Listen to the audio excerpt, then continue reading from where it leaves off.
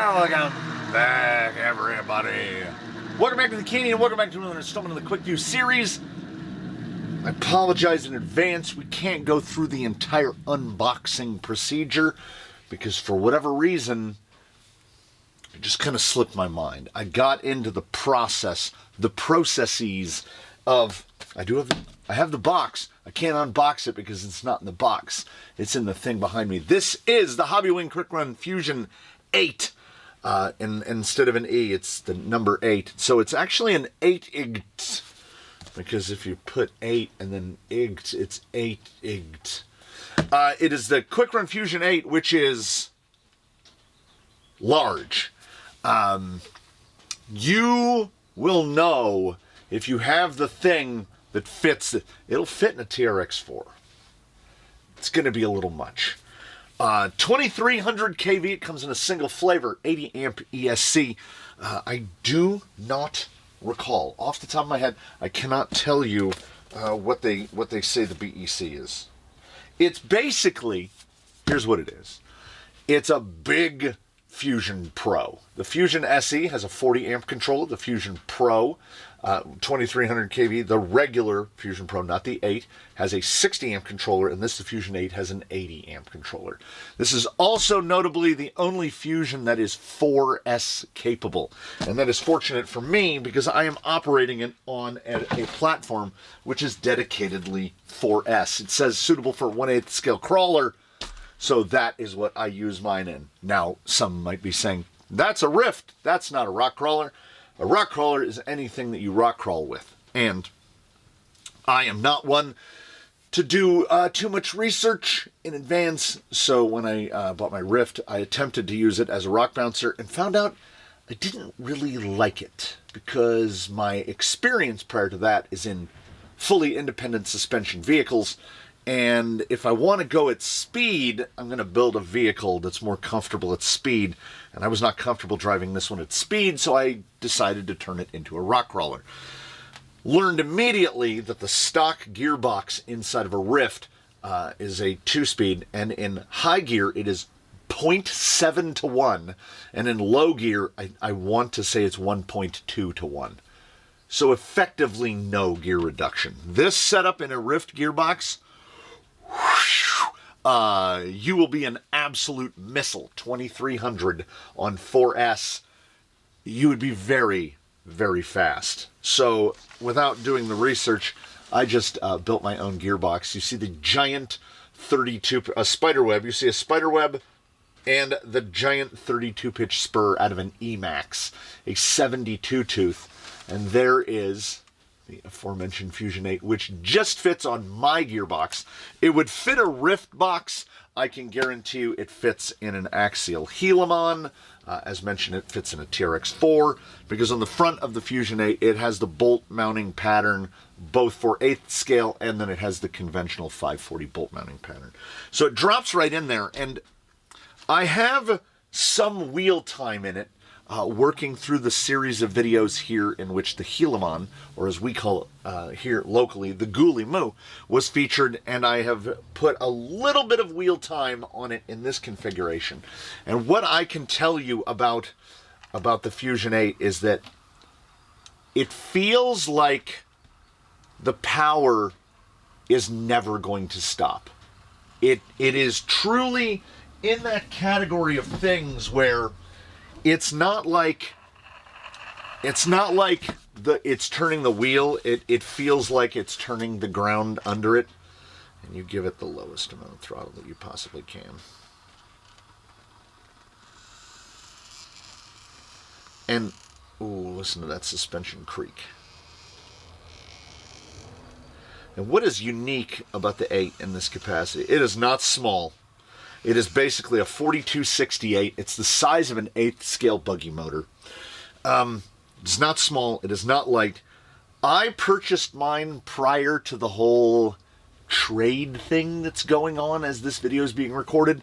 So as of where I stand now at this moment, frozen in time, a Fusion 8 is $190. One hopes this isn't becoming the new normal. It was $159 when I bought it, and I paid that gladly because I had a rig very specific in mind when I bought it. And it has exceeded even my expectations of a Fusion product. It feels, and I mean this truly and genuinely, you will see it to a degree when we're outside on rocks. It feels like the torque never stops coming.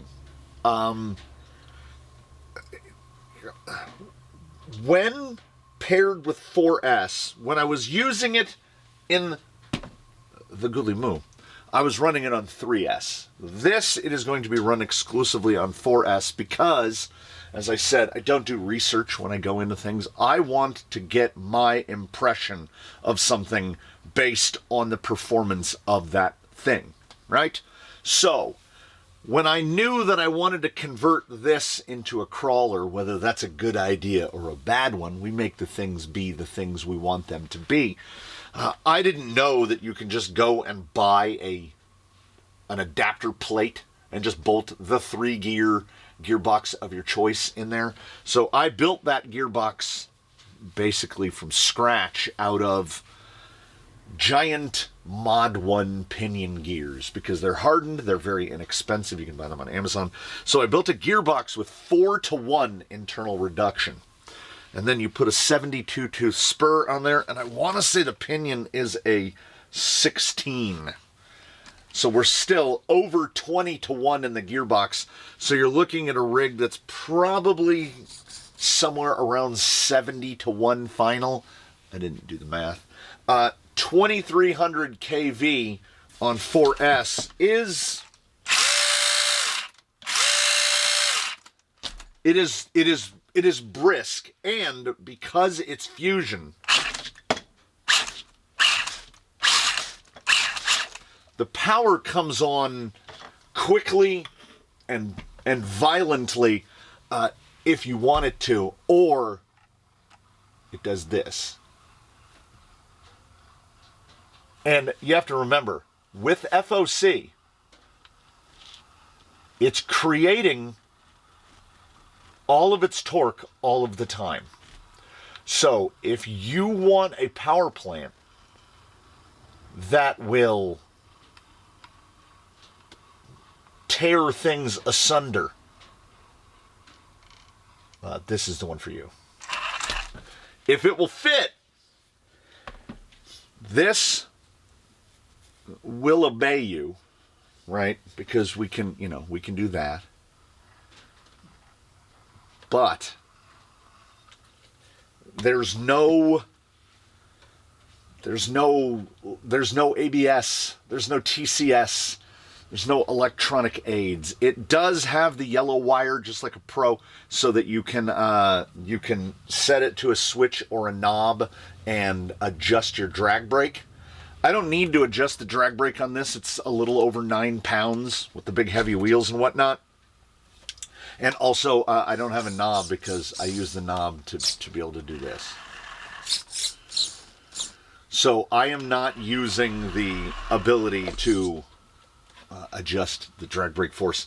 I've never really on any platform found the need to adjust drag brake force unless it's something that you're using for mixed use. If you trail to your crawling location, then I can absolutely see where the drag brake force would come in handy. If you're putting in something like a Cross Emo X2, any of those big crosses in the Emo series that are the big 8th scale size crawlers, there's that Rarlo. There's a fairly sizable list, a growing list of vehicles that you can fit this to. And it is everything that a Fusion Pro is. It's just bigger and gnarlier and 5mm bore. You're going to need big pinions. And I want to say that you'll know if you need it. But at that 2300, I think you could honestly use it in a bouncer. It's going to be like, you will see. You're going to want, I don't want to get any more into hyperbole of it. The fitment is obviously limited. It says suitable for 8th scale crawler. So it's going to be something big. I've driven it, like I say, on this platform and on the other axial, a number of times. The amount of perceived torque, of power coming out of the motor, never seems like it's falling away. It just feels like go all the time. So, let me show you that, and then I'll leave it to you to decide if you have something amongst the vehicles in your ownership that warrants a $190 motor ESC all-in-one. So, while getting all the stuff ready, you know, all of the things that we need to do, the things that we do when we come out here, well, getting all the things ready, it's really started clicking through in my head. So, the Fusion 8, from my perspective, at $159.99 was a reasonably big ask, because it's a power plant, it's a power system that really only applies to a fairly narrow range of vehicles, unless you're just specifically doing things for the sake of doing them. Like, if you've taken a Rift and turned it into a crawler, or if you have an Emo X or a Yikong, the big one, or the Rarlo, something like that, right? And then cruising down the, we're going to mix a metaphor here intentionally, the aisle of misfit toys that is my brain, it occurred to me that, well, cost is not overtly subjective, but it kind of is, right? We're often not buying things based on value. We're buying things based on wants. And I'm a wants over needs guy. Nobody likes to buy the things that they have to buy. They don't like to embrace their needs. Does anybody like running down to the Costco and buying a Foot Locker sized brick of toilet paper? No, because you know what it's for. It was the same thing. You know, if you have some kids in your life, you got to go down and buy diapers. It's just a thing you have to buy. You have to. There are really no choices. Nobody wants to do it. So when we're building something like this, when we're powering something like this, it's nothing but wants. I wanted a big old crawler built out of a Rift because it had occurred to me that I didn't want a bouncer.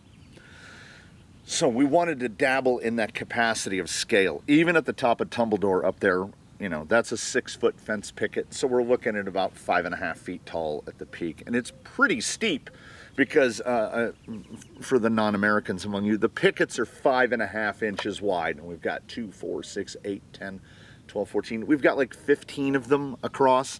So in an obstacle that's maybe 7 foot from the tip of the toe to the top of the head, it's 5.5 feet tall and only 7 feet from one side to the other. So it's above a 100% grade, basically. We're 45 degrees and up. And even at that, RoboKitty looks pretty big. I don't know how to translate visually what the Fusion 8 does. I can tell you that RoboKitty, based on her size, is 9.5 pounds, give or take. We're talking a just over 15-inch wheelbase, a lot of metal. As I said, I made the gearbox hewn out of, I think it's 7mm aluminum plate, and wheel tire combos sitting somewhere around 350 grams each.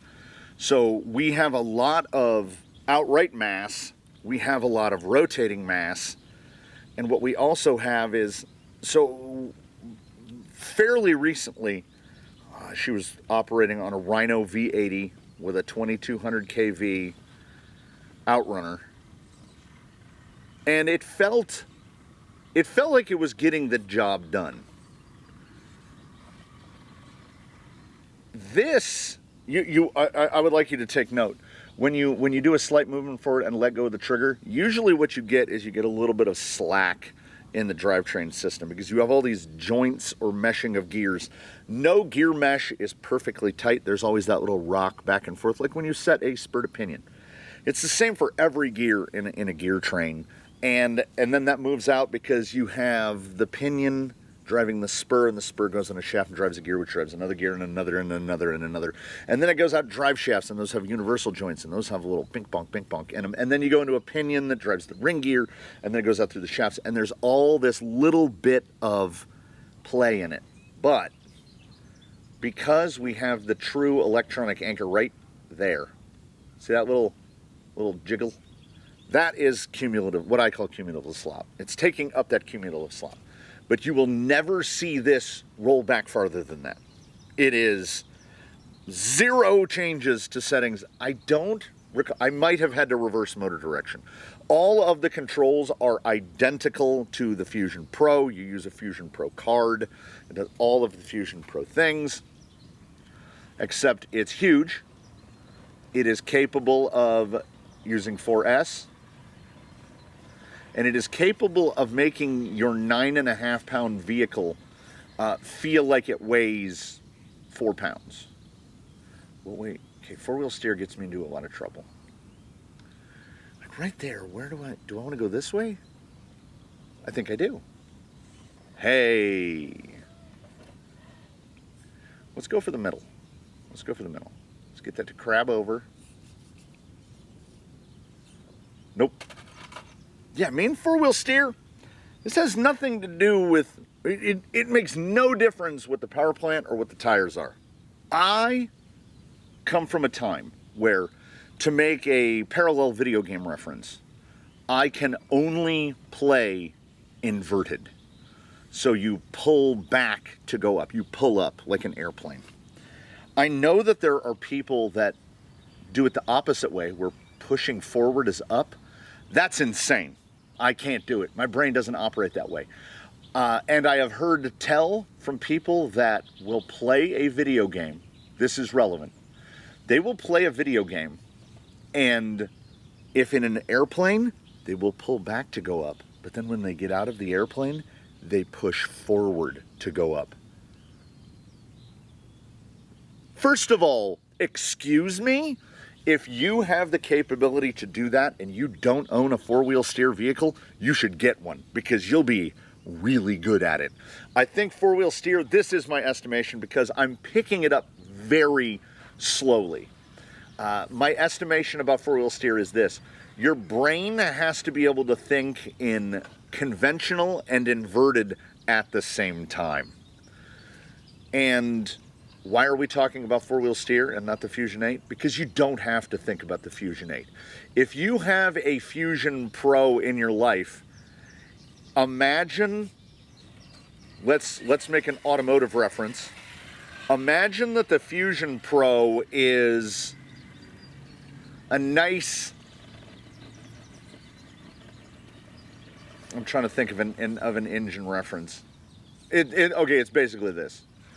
If the Fusion, I see a beadlock screw on the rock right now, which means probably from him. I have a big rolling magnet that I usually use to get these. It was right on the little flat right behind him right now. I roll around the magnet, and unfortunately most of them have rusted fairly badly. Those are not stainless. Those are zinc plated, an ungraded steel for a typical beadlock screw. Whatever power level you're used to, okay? Unless you've been running something super exotic, if your vehicle can fit this thing, and let's not forget, that motor weighs basically a pound. It's around 400 grams. But we're talking about generating so much torque at, as electric motors do, at 0 RPM. I could watch that servo just auger right in. The Rift servo placement is a question mark. Regardless of what your application is, you can see right in there that rear servo is just hanging out in open air, just waiting to grab some stuff. I run a lot of servo on axle and BTA servo setups. No servo. We're gonna give it a little gusto. We're gonna get right about here, a little lower, and then gusto. Oh, and in the spirit of gusto,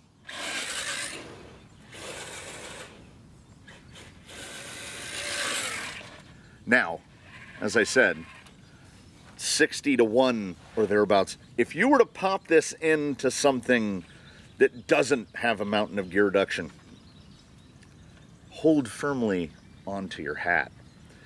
It is a system that, cost notwithstanding, like the only complaint I could make would be cost. And then I stopped and I thought about it. I was like, not using AliExpress shopping, not dipping toes into the gray market. You're probably going to spend near that. A Rhino V80 and a nice chunky 3542 or 3548 Outrunner, something big to operate a 9.5 pounder, is going to cost you nearly the same amount of money. So then the drawback becomes, do I have the room for it? And I built this gearbox long before the Fusion 8 was a thing, and it somehow fits. It basically upped the performance ability of something that has, let's call it what it is, catastrophically bad breakover. 15-inch wheelbase, straight axles, no high clearance, anything. The skid on a Rift is bigger than a slice of bread. It's enormous, and you will drag it across everything.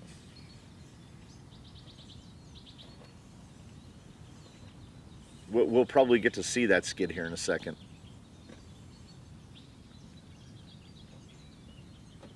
Capacity of scale. Yeah, there it is. There's that big slice of bread. My temptation is don't get up. There's the strength of a 60 kg servo on 4S. Is don't get up, just try to power out of it. Give it a little this. This is how you break stuff. Don't do this at home. We did it, but don't. We did it, but don't. Especially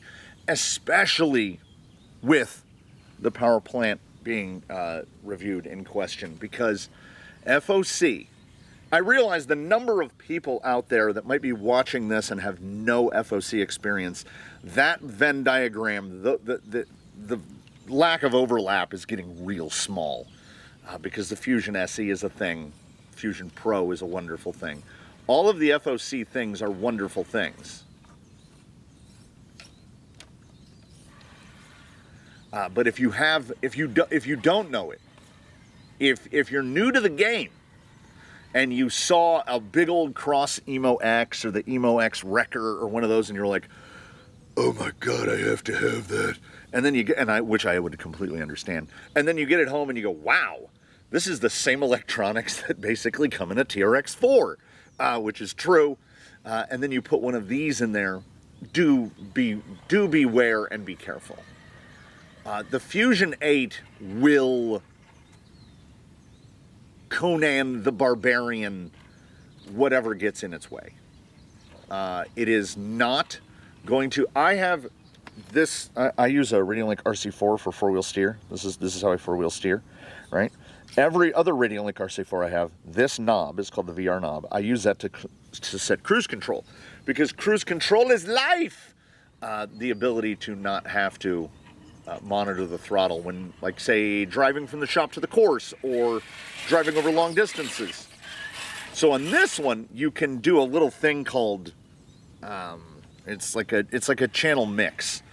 So I have a button mixed with a low level of throttle. Let me get to a spot right here.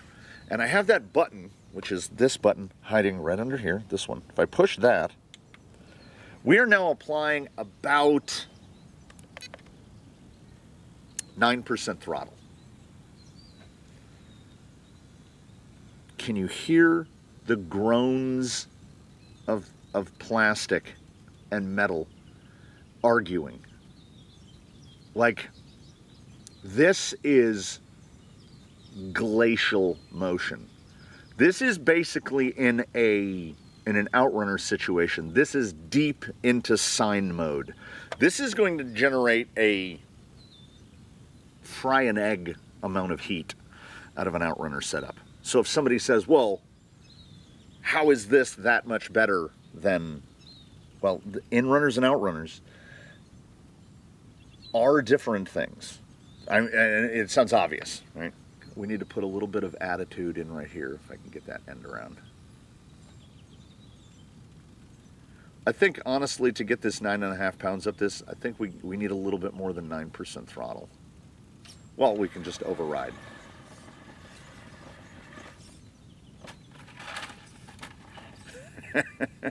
No power system is perfect. No power system is perfect so long as you have to pay for it. There are going to be drawbacks. There are going to be... You're making trades, one way or the other. It is all about compromise and taking concessions. The concession with the Fusion 8 is that it costs $190 if bought through regular standard market sources. I do not know what they cost on the gray market right now. I would estimate probably in the $130 range would be my guess out there, where caveat emptor means a lot in this situation, because if you order your Fusion 8 at a price that seems too good to be true from one of those sources, and you know what sources of which I speak, there is every chance in the world that you receive a padded envelope with a bracelet in it, because that happens all the time. That is the cost of doing a shady business. But if you're buying this from A-Main Hobbies, you're going to get what's inside there, and it's going to do all of these things. And you're not going to get a bracelet unless A-Main is doing some sort of special promo where you get an A-Main bracelet with a certain amount of purchase. The motor weighs a pound. Now, that motor weight is not... Is that a... I have to investigate whether that's another beadlock screw or something else. It's just a little sparkly rock. But there's a lot of bird poop up there, like a whole lot, like a concerning amount. I think they perch just out of frame, almost directly above. There's a line of lights that go above it, and I think they just perch on the lights and poop on the rocks. Such is their prerogative. They were here first. So you will know, right? You will know if the Fusion 8 is on your wants list. And if it's something that you want and it doesn't keep food off the table, buy it. Because to me, if a problem can be solved with money, it's not a problem. If the problem is only the money, it's not a problem. Like, there are no fundamental weaknesses. There's no discrepancy of design when it comes to the Fusion 8. They took a Fusion Pro and they made it bigger. Sometimes bigger is better. In this case, bigger is absolutely better. This vehicle loves the Fusion 8. I kind of love the Fusion 8. Do I forecast a time in the future where I'm buying a bunch more Fusion 8s? Well, no.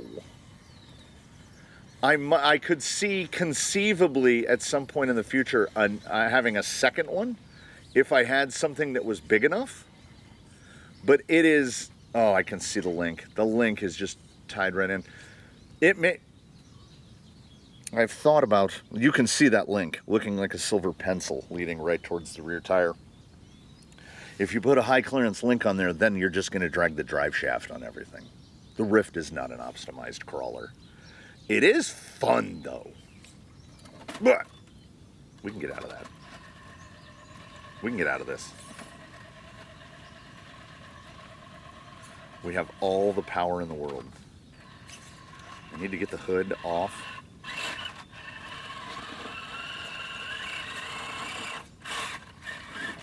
No, about this I was wrong. Does a $190 power plant pass a cost-benefit analysis? Sometimes it do. That's the thing. And value is relative. You don't have to worry about a speed control to put anywhere. Saves space, mounts cleaner. Did I mention, obviously, I mean, to me it's obvious, 5mm output shaft, so you're limited to 5mm bore pinions. For me, that's, if you're running a 72, if you're running the stock Rift stuff, you're running Mod 1, they're all 5mm bore anyway. It is something that has no real drawbacks aside from the ones that we voluntarily assign ourselves. We say, oh, that's too expensive. A lot of things are too expensive. That's for you to determine, not to me. As I said, I'm not going to buy a bunch of $190 Fusion 8s because I don't have the places to put them. I feel like I can feel pretty confident in saying, if you know that you need one, you kind of know that you need one. And if this is just me telling you that, no worries, baby, it works great. It really, really does. The efficiency, I don't know what they do. I don't know what sort of wizardry or deviltry, I don't know what is going on in there, but your battery life, whatever you're running now, you're going to get more out of a battery on this. You just are.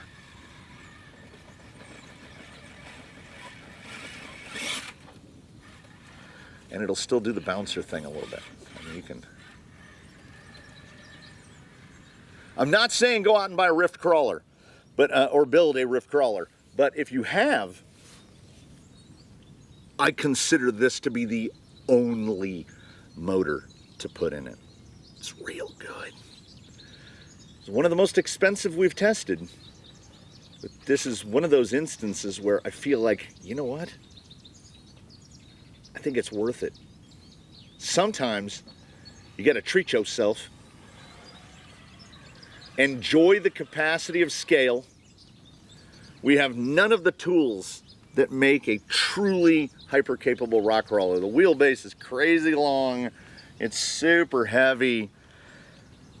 It's super fun. I have no regrets.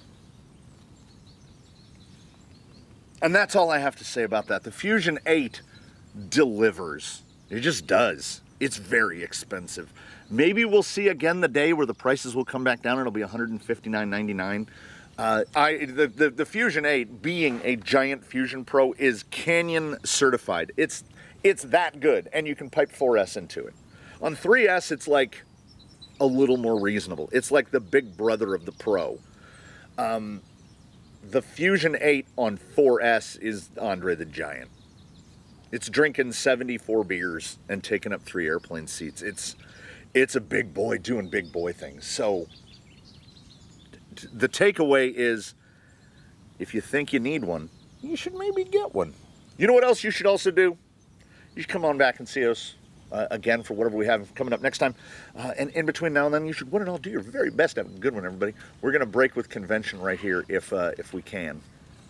We're going to drive out of frame the opposite direction. Thank you so much for joining us here, everybody. We loved having you. Look at that drag link in. Ooh. Which way do I turn that to set it back down? That way. Someday, you might be here to see it. I can't guarantee it. Someday I might figure out how four-wheel steer works. But I'm glad I got a Fusion 8 in here because it doesn't come with a bag of chips, but it is all that. Thank you so much, everybody. Now I kind of want to get one of those big cross wreckers. I don't need it. But again, it's not about what we need, is it?